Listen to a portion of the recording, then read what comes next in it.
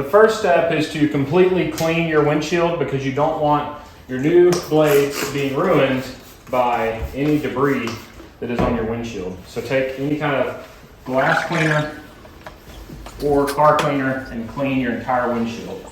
I chose to go with the Rain-X Latitude at the recommendation of the person at the Advanced Auto Parts store. I'm not sponsored by them, but we're gonna try them out and see how it goes. With your windshield clean, it's then time to remove the old blades. On mine, the two sides squeeze in and this little cap lifts up. And mine will have what's called a J-hook. So it just looks like that. So let's get the old blades off and we're ready to install the new one.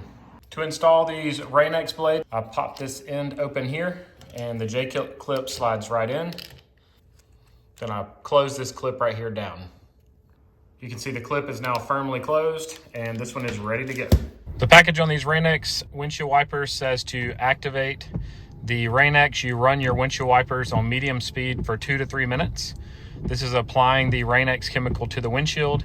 Then we'll spray the windshield washer solution on it briefly and it will fully activate and start beating off water. I will have Amazon links to these windshield wipers linked in the description for the video.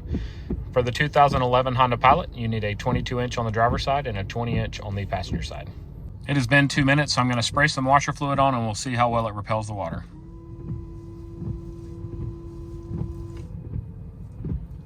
Thank you so much for making it to the end of the video. It'd be awesome if you'd click that logo in the bottom left-hand corner to subscribe to my channel, and maybe even check out one of my other videos shown on the right. As always, I hope you guys have a great day.